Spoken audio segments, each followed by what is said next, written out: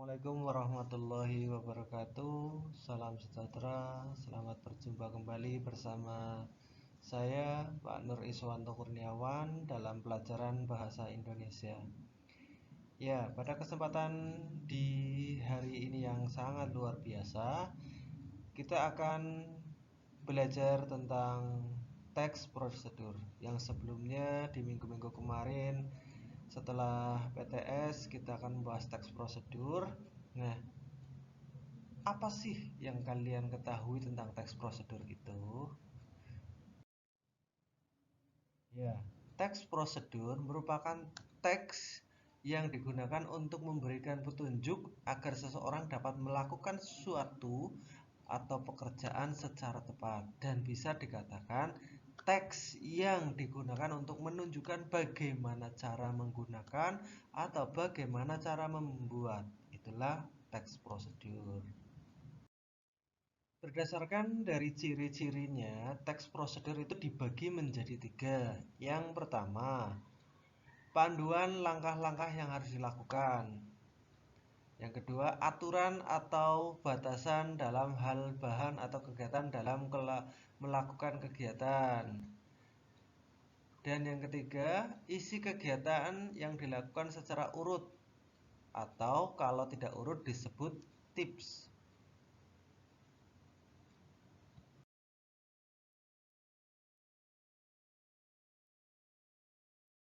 Setelah tadi ciri-ciri teks prosedur itu dibagi menjadi tiga. Nah, apa sih ciri-ciri teks prosedur itu? Nah, ciri-ciri teks prosedur yang pertama, menggunakan kalimat perintah.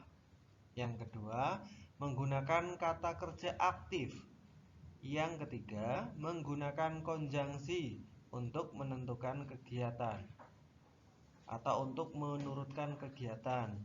Dan yang terakhir, menggunakan kata keterangan untuk merinci waktu, tempat, dan juga cara. Unsur kebahasaan dalam teks prosedur. Apa saja itu unsurnya? Ya, kita simak ya. Yang pertama, penggunaan kalimat perintah, penggunaan bentuk pasif untuk proses, kemudian penggunaan kriteria atau batasan. Yang keempat, penggunaan kata keterangan cara, keterangan alat, dan keterangan tujuan pada teks prosedur. Dan yang terakhir, menggunakan kalimat saran atau larangan.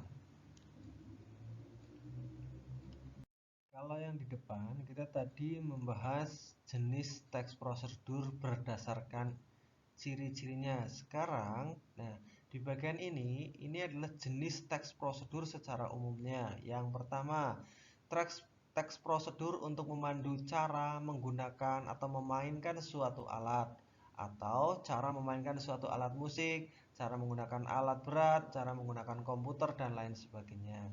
Yang kedua, teks prosedur untuk memandu cara membuat. Contohnya, ada bahan, cara, dan langkah. Biasanya cara membuat suatu makanan, minuman, dan lain sebagainya. Yang ketiga, teks prosedur untuk memandu cara melakukan sebuah kegiatan.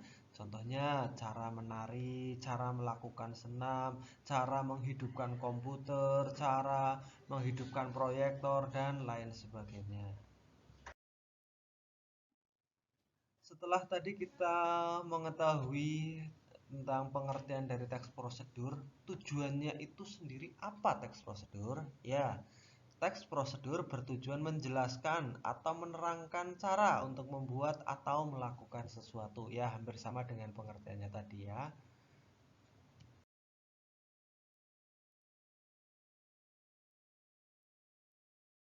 Nah, setelah kita mengetahui pengertian, ciri-ciri, tujuan. Nah, sekarang kita akan membahas tentang struktur atau bagian dari teks prosedur. Sama halnya dengan teks-teks yang sebelumnya pernah kita bahas, di antara teks deskriptif atau juga teks fantasi. Nah, di teks prosedur juga mempunyai bagian-bagiannya atau strukturnya. Yang pertama, yaitu tujuannya. Nah, tujuannya itu apa? Dalam membuat apa atau melakukan apa. Kemudian yang kedua, bahan. Nah, bahan kalau untuk mau membuat sesuatu, bahan-bahannya di situ diterangkan apa saja. Kemudian setelah ada bahan, kemudian ada alat. Nah, kalau mau membuat contohnya apa, bergedel. Nah, cara untuk menghaluskan kentangnya itu dengan apa, menggunakan alat apa, nah itu juga disebutkan alat. Kemudian yang terakhir adalah langkah-langkah. Nah, langkah-langkahnya itu ini harus urut dari pertama kita menyiapkan bumbu-bumbu, kemudian mengolah, kemudian juga menghidangkan. Ya, jadi strukturnya itu ada 4. Yang pertama tujuan, bahan, alat, dan yang terakhir langkah-langkah. Nah, demikianlah tadi mengenai se sepenggal pengenalan terlebih dahulu tentang materi teks prosedur, baik itu pengertian, tujuan, ciri-ciri, struktur, dan lain sebagainya. Nah, untuk minggu depan kita akan membedah tentang eh, contoh dari teks prosedur itu yang seperti apa, kemudian bagian-bagiannya itu yang di mana dan bagaimana.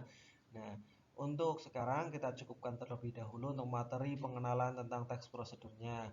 Jangan lupa untuk belajar dan apa yang sudah tadi Pak Guru sampaikan, silakan kalian boleh meringkasnya dan juga bisa melihatnya di buku Magic atau buku paket bahasa Indonesia yang lainnya. Jangan lupa belajar dan tetap selalu jaga kesehatan karena di sekitar kita masih ada virus corona. Sampai jumpa kembali dan terima kasih.